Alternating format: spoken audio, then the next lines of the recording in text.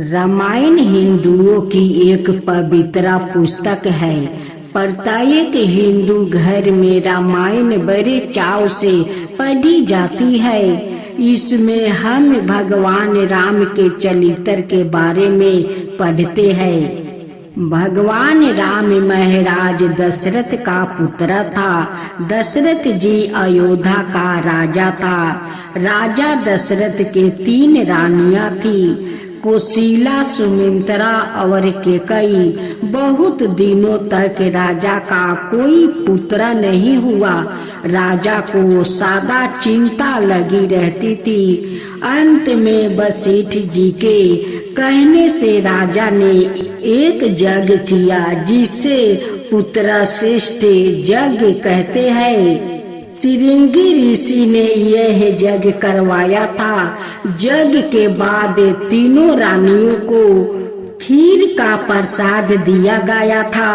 कुछ समय के बाद तीनों रानियां का 4 लड़के हुए। सबसे बड़ी रानी कौशल्या का राम हुआ, कैकेयी का भरत हुआ, सुमित्रा का लक्ष्मण हुआ, शत्रुघ्न हुए। कुछ समय का बाद चारों भाई वशिष्ठ जी के पास विद्या पढ़ने गए। वशिष्ठ जी इनके राजगुरु था और बड़े विद्वान था।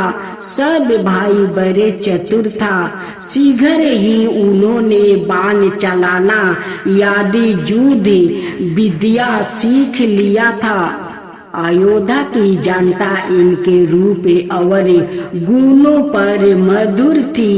राजा दशरथ इन्हें कभी आंखों से दूर नहीं रखना चाहते थे। एक दिन विश्वामित्र नाम का एक ऋषि राजा दशरथ जी का पास आया। या अपने समय के बड़े विद्वान और तपस्वी थे। कई राक्षस इनके यज्ञ में विघ्न डाला करते थे। जब इन्होंने भगवान राम और इनके भाइयों का बारे में सुना, तब यह दशरथ जी का पास गया।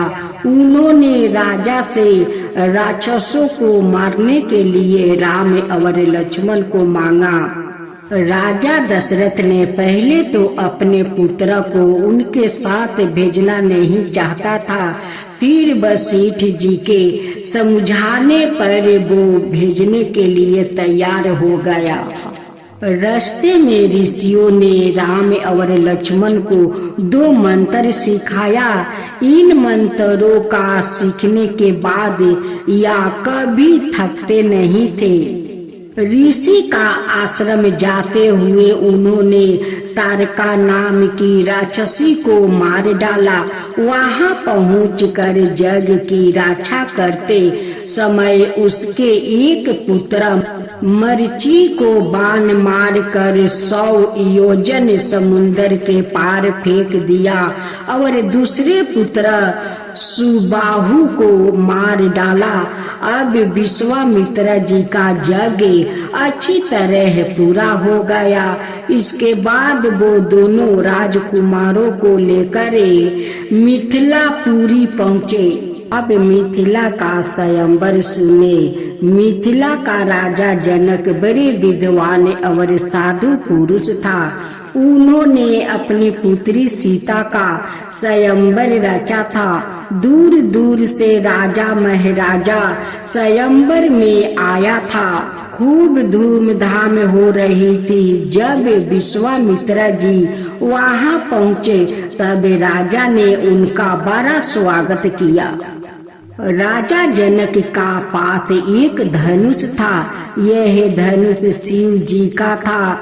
इसे कोई उठा नहीं सकता था, क्योंकि यह बड़ा भारी और कठोर था। राजा ने प्रतिज्ञा किया कि जो कोई इस धनुष को तोड़ेगा, उसी का साथ सीता का विवाह होगा। सब राजाओं ने बड़ी कोशिश की, किंतु कोई भी इसे नहीं तोड़ पाया। बाद में रामचंद्र जी ने बड़ी आसानी से इसे तोड़ दिया। धनुष के टूटने की आवाज सुनते ही वहां परशुराम जी आ गए। परशुराम जी क्षत्रियों का बड़े दुश्मन थे। उन्होंने कई राजाओं का मार डाला था। इनके आते ही सारी सभा में सन्नाटा छा गया। लक्ष्मण जी इनसे नहीं डरे और बाद में विभेद करने लगे। अंत में रामचंद्र जी की सजनता से यह प्रसन्न हो गया और वापस चले गए। परशुराम जी के जाने के बाद सबने बहुत खुशी मनाई। राजा दशरथ बारात लेकर मिथिला गया। वहाँ चारों भाइयों का बड़ी धूमधाम से विवाह हुआ। सीता जी का विवाह रामचंद्र के साथ हुआ। जनक जी का और उनके भाई का 3 लड़कियां और थी। इनके विवाह लक्ष्मण भरत और शत्रुघ्न का साथ हुआ। लक्ष्मण जी का विवाह उर्मिला के साथ हुआ। भरत जी का मांडवी के साथ हुआ और शत्रुघ्न जी का श्रीति कृति का साथ हुआ। विवाह का बाद राजा दशरथ सबके साथ अयोध्या लौट आया। अब वो बूढ़े हो चुके थे। वो रामचंद्र जी को राज्यकार्य देकर सवाए तपस्या करना चाहते थे। गुरु वशिष्ठ जी का कहने से एक शुभ दिन निश्चित किया गया। सारी प्रजा को यह खबर मिली तो उनको बड़ी खुशी हुई। खूब खुशी मनाई जा रही थी। यह बात कैकेयी की दासी मंथरा को अच्छी नहीं लगी। वो भरत जी को राजा बनाना चाहती थी। वो दुखी होकर रानी कैकेयी का पास गई। रानी भी उसे समय खुशी मना रही थी। मंथरा को दुखी देखकर पहले तो वह गुस्सा हुई। मंथरा ने बड़ी चालाकी से काम लिया। उसने रानी को उल्टी सीधी बातें सिखाई और उसे राजा दशरथ से 2 वरदान मांगने के लिए तैयार कर लिया। राजा दशरथ कैकेयी को बहुत प्यार करते थे, क्योंकि एक बार मुसीबत के समय उसने राजा की जान बचाई थी। वो बड़ी सुंदरी भी थी। जब उसने राजा की जान बचाई थी तब राजा ने उसे 2 वरदान देने का वचन दिया था। रानी ने यह मौका अच्छा देखा। उसने राजा से अपने वर मांगने का विचार किया। बड़ा भाऊ रूप बनाकर वो कोप भवन में सो गई। कुछ समय के बाद राजा उसके महल में आया। रानी को गुस्सा देखकर उन्हें बड़ा दुख हुआ। उन्होंने गुस्सा होने का कारण पूछा। अब रानी ने अपने दोनों वर रानी ने सोचा कि अब वो दोनों वर मांग लेना चाहिए। रानी कहने लगी कि मैं आपको एक दिन जान बचाई थी। जान बचाने का कारण आप 2 वर देना चाहते थे। आज वो वर मांगने को समय आ गया है। उसने कहा कि रामचंद्र जी को 14 बरस के लिए जंगल में भेजा जाए और भरत जी को अयोध्या का राजा बनाया जाए। राजा दशरथ को यह सुनकर बड़ा दुख हुआ।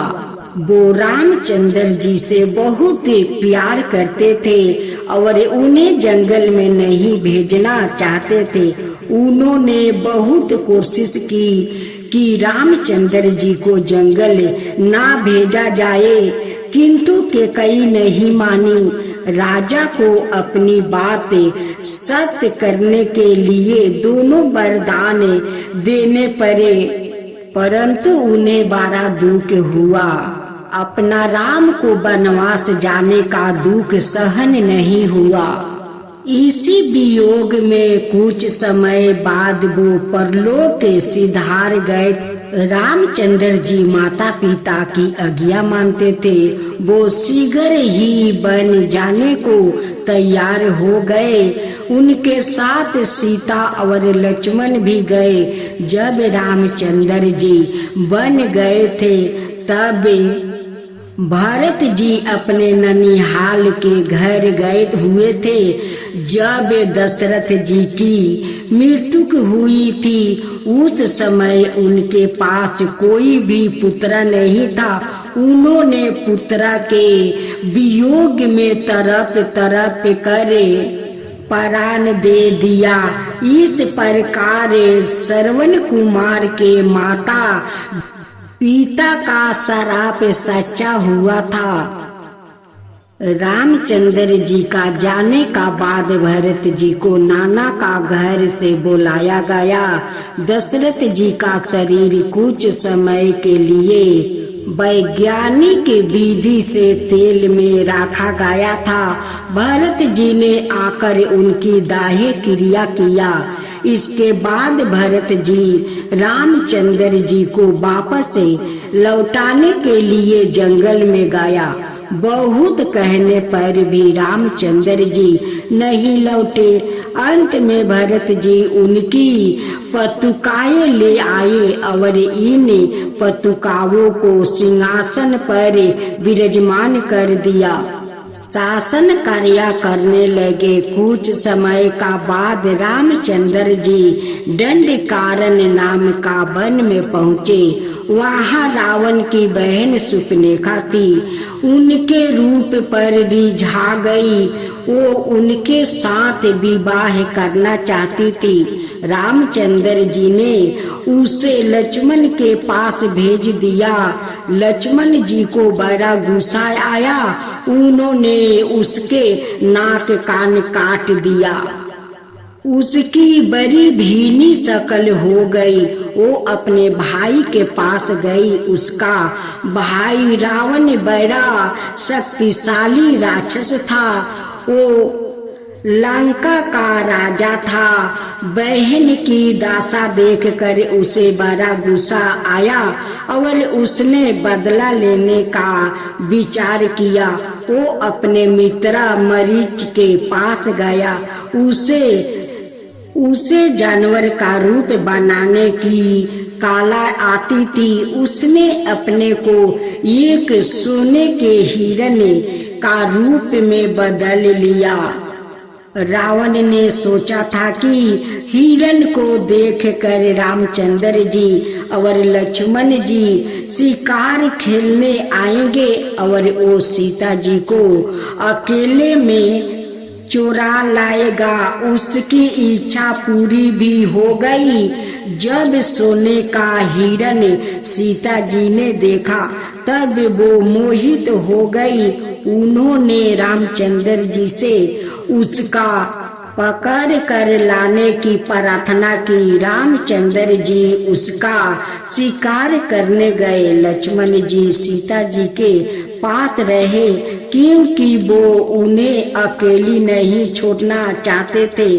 कुछ देर बाद वो हिरण रूपी राक्षस रामचंद्र जी को बहुत दूर जंगल में ले गया। वो लक्ष्मण जी को भी कुटिया से दूर हटाना चाहता था। इसलिए जब उसके तीर लगा तब वो रामचंद्र जी की आवाज में लक्ष्मण लक्ष्मण चिल्लाने लगा। रामचंद्र जी की दुखी भरी आवाज सुनकर सीता जी घबराई। उन्होंने लक्ष्मण को उनकी मदद के लिए भेजा। अब वो अकेली रह गई। अकेली पाकर रावण उन्हें उठाकर ले गया। कुछ समय का बाद रामचंद्र जी और लक्ष्मण जी वापस आए। सीता जी को ना पाकर उन्हें बड़ा दुख हुआ। वो इधर उधर देखने लगा। रास्ते में उन्हें जटाहू नाम का पंछी मिला। इसने सीता जी को बचाने की कोशिश की थी, इसलिए रावण ने इसके पंख काट डाले। जटायु ने सारा खिस्सा रामचंद्र जी को सुनाया। चलते चलते रामचंद्र जी त्रिशमुख पर्वत का पास पहुंचा। वहां उन्हें सुग्रीव मिला। इसका भाई बलि बड़ा वीर था। बलि ने सुग्रीव का राज्य छीन लिया था और उसकी पत्नी को भी अपने पास रख लिया था। सुग्रीव अपने भाई से डरता था। उसने रामचंद्र जी से बलि को मार कर उसका राज्य आपस से दिलवाने की प्रार्थना की। रामचंद्र जी ने बलि को मार डाला। अब सुग्रीव में राजा बना और उसने रामचंद्र जी का मदद की। उसने अपनी सारी सेना हनुमान जम्बावत आदि का साथ उनकी सहायता की। हनुमान जी बड़े बहादुर थे। उन्होंने सीता जी को ढूंढ निकाला। वो खोज करते हुए लंका में सीता जी के पास अशोक वाटिका में जा पहुँचे। वहाँ उन्होंने बहुत से पेड़ तोड़ डाले और फल खा लिया। यह देख कर राक्षस उन्हें रावण के पास ले गया। रावण ने उनकी पोछ में आग लगा दिया। हनुमान जी ने लंका को जला दिया और लौट कर सीता जी का पता रामचंद्र जी को बता दिया। खबर पाकर रामचंद्र जी ने रावण पर चढ़ाई कर दिया। समुद्र पार पुल बांधा गया। रावण का भाई विभीषण भी आकर इनसे मिल गया। कई रोज तक खूब लड़ाई हुई। दोनों ओर का बहुत से वीर मर गया। अंत में कुवार का महीना में दशहरा का दिन रावण भी मारा गया। सीता जी आपस आई। उनकी अग्नि परीक्षा ली गई। वो बिल्कुल पवित्र थी, इसलिए रामचंद्र जी ने उन्हें स्वीकार कर लिया। अब 14 बरस समाप्त होने वाले थे। रामचंद्र जी ने लंका का राज्य विभीषण को दिया। इसके बाद पुष्पा का विमान पर बैठकर वो अयोध्या लौट आए। उनके साथ हनुमान सुग्रीव आदि भी आए थे। भरत जी ने उनका राज्य लौटा दिया। अब भगवान श्री रामचंद्र का राज्य अभिषेक हुआ। खूब धूमधाम हुई। वो बड़े अच्छे राजा थे। अभी तक अच्छे राज्य की तुलना उनके राज्य से की जाती है। कुछ समय के बाद लोग के निंदा के डर से उन्होंने सीता जी को वाल्मीकि ऋषि के आश्रम में भेज दिया।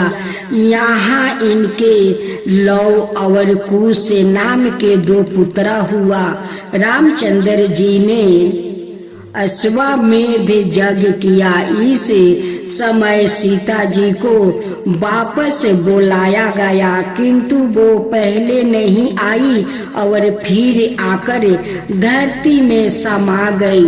इनके पुत्र लव और कुश बड़े वीर थे। रामचंद्र जी बड़े आदर्श पुरुष थे। उनकी पूजा अवतार के रूप में की जाती है। इनका जीवन चरित्र पहले वाल्मीकि ऋषि ने लिखा था। यह संस्कृति में लिखा गया था। बाद में तुलसीदास जी ने हिंदी में रामचरित्र मानस लिखा और इनके चरित्र का बहुत सुंदर वर्णन किया गया है।